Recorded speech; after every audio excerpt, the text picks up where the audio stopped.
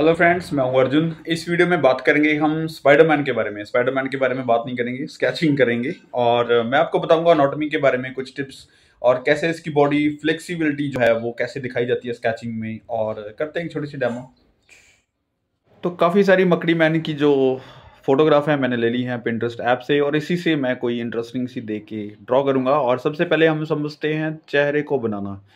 चेहरा इसका होता नहीं है एक्चुअली, इसकी फॉर्म होती है। और एक नकाब का जो ड्राइंग है, शेप है उसकी, वो हम एक लूमीज मेथड जैसे एक फेस का जो चेहरा लेते हैं वही एक शेप होती है। आपको भूल जाना है कि इसमें आईज, नोज, लिप्स ये सब हैं। तो एक डिज़ाइन किया हुआ चेहरा है, ठीक है। तो इसको हम बाहरी शेप लेनी होती है। तो इसलिए ये मैंने लिया क्योंकि ये शेप लेंगे और बाकी की चीज़ें आपको सीखनी है एनाटॉमी में, वो मैं आपको आगे चल के बताऊंगा। लेकिन फिर भी एक थोड़ा सा आइडिया ले लेते हैं कि फेस इसका कैसा होता है। आईज की शेप कुछ ऐसे होती है मकड़ी मैन की।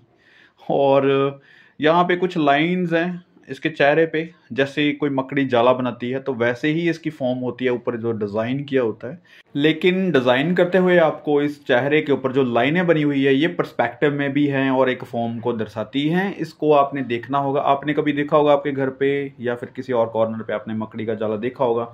तो सेम ऐसी जो लाइंस हैं वो बनी होती हैं, ठीक है। तो ऐसे ही इसका जो डिज़ाइन है वो इसी प्रकार है। जैसे ये लाइनें पीछे से आगे की तरफ आ रही हैं तो ये पर्सपेक्टिव में दिखानी ज़रूरी है। जैसे मैं लगा रहा हूँ फोरहेड पे और इसके पूरे फेस पे इस तरीके से बनानी है। तो इससे आपको पता चल जाता है कि मकड़ी मैन बन चुके हैं, ठीक है।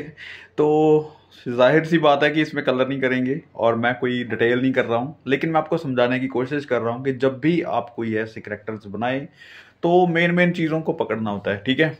तो ये हो गया। अभी हम बनाते हैं साइड पोज। साइड पोज भी वैसे ही जैसे हम लूमीज मेथड, किसी भी मेथड को हम बनाते हैं तो एक शेप को लेना ज़रूरी होता है, क्योंकि जो मास्क है वो किसी फेस के अंदर ही, जैसे ये एनाटॉमी में हमने दिखाया।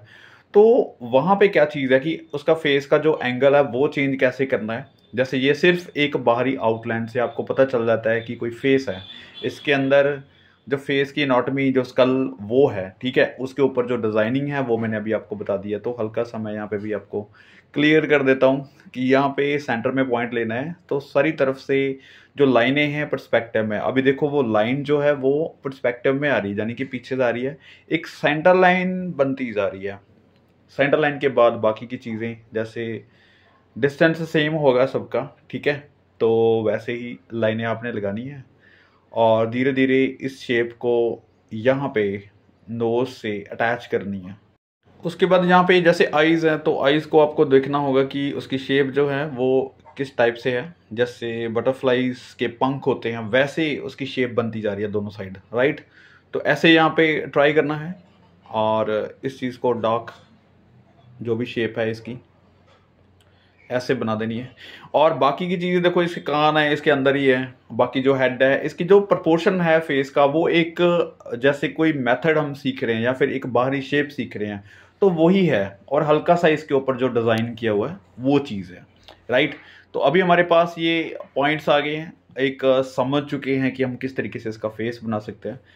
तो चलिए अब हम समझते हैं स्पाइडरमैन के एक्शंस। तो बॉडी जो मूव करती है काफ़ी फ्लेक्सिबल होता है उसके स्केचेस, और मैं ट्राई कर रहा हूँ इसको बनाने के लिए। काफ़ी सारी रेफरेंस से मैंने ये इंटरेस्टिंग चीज़ ली है। और फेस की डिटेलिंग मैं आपको अभी नहीं बताऊंगा क्योंकि मैंने पहले बता चुका हूँ, तो काफ़ी ज़्यादा लंबी वीडियो बन जाएगी।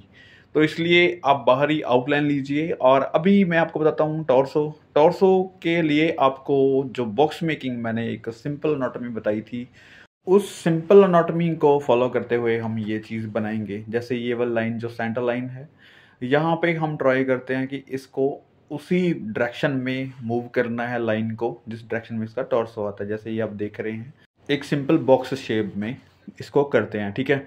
तो धीरे धीरे इसको जो बॉक्स है वो तोड़ते हैं। मेरे माइंड में वो बॉक्स मेकिंग जो है वो है, लेकिन मैं इसको हल्का सा मूव कर रहा हूँ एक एनाटॉमी को सेट करने के लिए, लाइनें चेंज कर रहा हूँ, ठीक है। लेकिन जो बेसिक शेप है वो इसके अंदर वही है। आपको ध्यान में रखनी होती चीज़ें, इसलिए मैं रिमाइंड करा रहा हूँ। जैसे ये वाला पॉइंट है तो यहाँ पे हम बात करेंगे फॉर शॉर्टनिंग के बारे में, क्योंकि जो उसकी बाजू है तो शोल्डर से ये वाला पॉइंट बिल्कुल नहीं दिख रहा है। तो काफ़ी ज़्यादा फॉर शॉर्टनिंग है क्योंकि पीछे ज़्यादा गई हुई है लाइन, ठीक है। तो इसको अगर हम दोबारा से ये चीज़ करते हैं तो और ज़्यादा फॉर शॉर्टनिंग बन जाता है। तो ऐसे ही शोल्डर से इस पॉइंट को हमने समझना होगा कि यहाँ पे फॉर शॉर्टनिंग है। फिर ये वाला जो पॉइंट है दूसरी साइड जा रहा है, ये कम फॉर शॉर्टनिंग है, दूर जाके है, पर्सपेक्टिव में है, छोटा बनेगा, ठीक है। इसका जो साइज़ है फेस से काफ़ी ज़्यादा छोटा बन रहा है उसका हैंड। तो इसलिए जो बेसिक एनाटॉमी है उसके बारे में नॉलेज रखनी काफ़ी ज़रूरी होती है। जैसे ये बाजू है तो यहाँ पे भी हम फॉर शॉर्टनिंग को यूज़ कर रहे हैं, ठीक है। शोल्डर से लेके यहाँ तक पूरा फॉर शॉर्टनिंग है, यानी कि एक हैंड जो बिल्कुल छोटा बना हुआ है और शोल्डर से क्रॉस करते हुए हम इस बाजू पे आते हैं तो ये हैंड जो है काफ़ी साइज़ में बड़ा है। हालांकि उसका फेस जो होता है वो हमारे हैंड जितना ही होता है, लेकिन यहाँ पे अगर हम फॉर शॉर्टनिंग की बात कर रहे हैं तो फॉर शॉर्टनिंग में जो चीज़ हमारे आँखों के पास आ रही है और दूर जा रही है, दोनों में फ़र्क होता है, ठीक है। तो इसलिए हम इन चीज़ों को जो पास आती जा रही हैं आँखों की, तो वो बड़ी नज़र आती हैं, जो दूर चली जाती हैं तो वो हल्की-हल्की छोटी होती जा रही हैं। तो इसलिए आपको ये समझना होगा कि फॉर शॉर्टनिंग जो है इस तरीके से काम कर रही है। तो ये है स्पाइडरमैन का एक एक्शन। अभी हम आते हैं लोअर पार्ट पे। जैसे लेग्स बनानी है तो लेग्स में आपको वही सिलेंड्रिकल शेप रिमाइंड कराने की कोशिश कर रहा हूँ। जैसे ये लेग है तो इस तरीके से वो दिख रही है, राइट। तो थोड़ी सी दूसरी साइड भी जा रही है क्योंकि थोड़ा सा फॉर शॉर्टनिंग और है, ये मैंने हल्का सा सीधा बनाया। इसको और ज़्यादा फॉर शॉर्टनिंग करेंगे तो ये कम दिखेगी, जहाँ पे उसकी लेंथ है वो छोटी दिख रही है। इसलिए यहाँ पे जो सिलेंड्रिकल शेप है वैसे ही माइंड में रखनी है कि किस तरीके से उसको हमने एक्शन में लेके आना है, किस तरीके से उसको अटैच करना है, ठीक है। तो ये छोटी छोटी चीज़ें हैं, धीरे धीरे आप इन सिलेंड्रिकल शेप को जो लेग्स की शेप है, जो मसल्स है, उनमें कन्वर्ट करते हैं, ठीक है। तो ध्यान में ये चीज़ रखनी है कि पहले बेसिक शेप आती है, उसके बाद धीरे धीरे ये चीज़ें ऐड होती हैं। तो आपको एक टाइम पे ये चीज़ें नहीं आएंगी, आपको पहले स्टिक फिगर सीखनी होती है, फिर धीरे धीरे सिलेंड्रिकल शेप में एक शेप बनती है, फिर धीरे धीरे आप उसके मसल स्टडी करते हैं।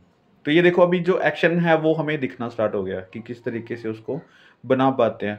हल्का सा आपको एक एंगल चूज करना होता है, एंगल मीनिंग जो ये लेग कितनी मूव कर रही है, फिर उसके बाद सिलेंड्रिकल शेप ऐड होती है कि किस डायरेक्शन में वो लेग्स जा रही है। जैसे ये वाला पॉइंट है पूरा फोर शॉर्टिंग में हल्का सा, क्योंकि ये घुटने से लेके नीचे वाला जो पॉइंट है उसका वो पीछे की तरफ जा रहा है लेग, ठीक है। तो ऐसे ही पैरों को अब हम देखेंगे तो हल्का सा ऊपर से दिखाई देगा, पैरों की ये वाली शेप बनेगी, हम साइड पोज नहीं बना रहे हैं उसका, ठीक है। अब ये वाला पॉइंट है तो ये भी एंगल आपने चेक करना है। मैं यहाँ पे थोड़ी सी दिखा देता हूँ बीच से लाइन, ताकि आपको पता चले कि लेग्स किस तरीके से मूव कर रही है बैक साइड। अब ये देखो पैर है तो पैर का ऊपर वाला हिस्सा दिख रहा है, क्योंकि जो ये वाला पॉइंट है ये ऐसे है, ठीक है। और इसके ऊपर जो पैर है वो हमें जो नीचे वाला हिस्सा है, नीचे वाला पार्ट है वो दिखाई दे रहा है। तो हमें पैर को इस तरीके से ड्रॉ करना है। हर एक चीज़ की स्टडी करना ज़रूरी है। जैसे मैं पोर्ट्रेट करता हूँ तो पोर्ट्रेट में आपको बताता हूँ कि आइज़, नोज़, लिप्स, ये चीज़ें ज़रूरी है।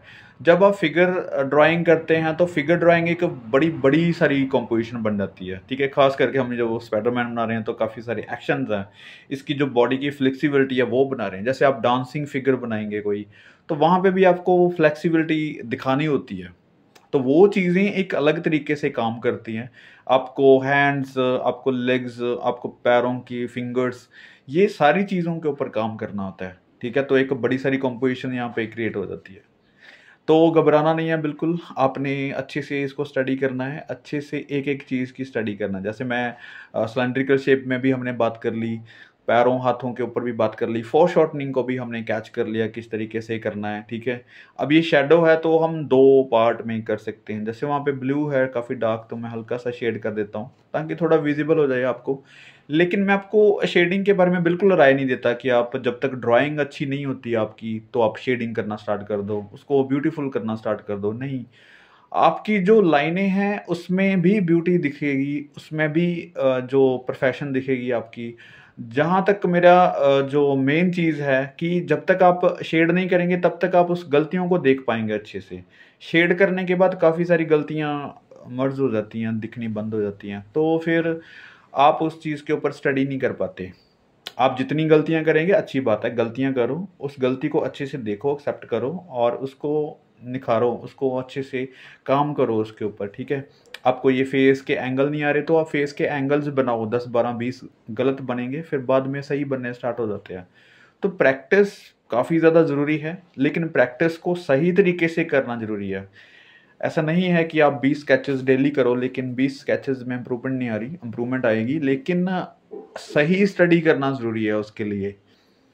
तो मैं कोशिश करूँगा नेक्स्ट टाइम और ज़्यादा टॉपिक अच्छा लेके आएंगे, लेकिन फिर भी मुझे लगता है ये काफ़ी इंटरेस्टिंग टॉपिक था, क्योंकि मुझे लगता है 2-3 वीडियोस और बनानी चाहिए। इनके एक्शंस, जो मूव करती हुई बॉडीज़ होती हैं, जो एक्शन में फिगर्स होती हैं, वहाँ से आपको बहुत सारी चीज़ें क्लियर हो जाती हैं। ठीक है, आपको एक स्टिल जो फिगर होती है उसके बारे में जब नॉलेज आ जाती है तब ये चीज़ें स्टार्ट होती हैं। स्टिल फिगर्स मैंने काफ़ी ज़्यादा बना के दे दी हैं आपको, आप देख सकते हैं काफ़ी सारी वीडियोस बनी होंगी। और यहाँ पे देखो फिंगर्स हैं, तो यहाँ पे भी for shortening, cylindrical shape, size छोटा है, लेकिन वही चीज़ है अगर आप बड़े साइज़ में इस चीज़ को बनाएंगे, ये फिंगर जैसे मेरी साइड आ रही है हल्की सी, तो इसको हम सिलेंड्रिकल शेप वही चीज़ यहाँ पे बनाने की कोशिश करेंगे। ठीक है, यहाँ पे ये चीज़ देखो, तो हर एक चीज़ का जो एंगल है वो वहीं पे ही स्टार्ट होता है, जो एक लाइन से स्टार्ट होता है, बाद में हम उसकी शेप बनाते हैं, तो हम हर एक चीज़ में सिलेंड्रिकल शेप देखना स्टार्ट कर देते हैं। सिलेंड्रिकल शेप की जो मेन पॉइंट जो है वो पर्सपेक्टिव के साथ होता है, फॉर शॉर्टनिंग के साथ होता है, आपको समझने की ज़रूरत है। और आप कोशिश करो कि इसके बाद आप बहुत अच्छे से स्केच बनाएंगे इस तरीके से। आई थिंक जो अनाटमी है, सिंपल अनाटमी है फिगर की, उसके बारे में नॉलेज होना ज़रूरी है। मसल स्टडी आपको आ जाती है, इतनी ज़्यादा मुश्किल नहीं है, लेकिन ये जो सिंपल चीज़ें होती हैं इनके ऊपर काम करना काफ़ी ज़रूरी है। जब आप किसी पोर्ट्रेट को सीखते हैं तब आपको पता चलता है कि पोर्ट्रेट में सिर्फ आईज, नोज, लिप्स नहीं होते, आप उसके अंदर चले जाते हैं। जब उसकी ड्राइंग बाहरी बना लेते हैं तो उसके बाद पता चलता है कि एक्सप्रेशन है, लाइट एंड शेड है, टोन्स है, डिफरेंट डिफरेंट फेस है, कितना कुछ फेस में आ जाता है। ठीक है, तो एक चेहरे का जो सिर्फ पोर्ट्रेट नहीं होता, बहुत सारी चीज़ें काम करती हैं। ऐसे ही फिगर ड्राइंग में भी है, आप फिगर ड्राइंग एक स्टिल फिगर बनाओ, उसके बाद धीरे धीरे ऐसे फिगर में चेंजेस लेके आओ, अपनी जो स्टडी है उसके ऊपर काम करना है। आपको किसी को दिखाना नहीं है, आपको गलतियां देखनी है खुद की, तो जब गलतियां दिखेंगी तो हम गलतियों के ऊपर काम कर पाएंगे, ज़रूरी है। ठीक है, तो अभी हल्का सा मैं शेप दे देता हूँ कि फेस हमारी तरफ है और ज़्यादा कुछ नहीं करते। तो मुझे लगता है ये देखो, अभी स्पाइडरमैन था, कुछ भी था, मकड़ी मैन था, लेकिन हमने क्या स्टडी किया है, एक नॉलेज ली है कि उसकी जो बॉडी है वो किस तरीके से फ्लेक्सिबल काम कर रही है, एक हवा में उड़ती हुई बनानी है। तो ऐसे जो सब्जेक्ट हैं आपके पास, चूज़ करो। मैगज़ीन आपको मिल जाती है मार्केट से, वो ख़रीदो, बहुत अच्छी होती है। लेकिन यहाँ पे नेट पे बहुत सारा कुछ मिल जाता है, आप वहाँ से निकालो कुछ रेफरेंस, काम करो। Thank you so much for watching this video.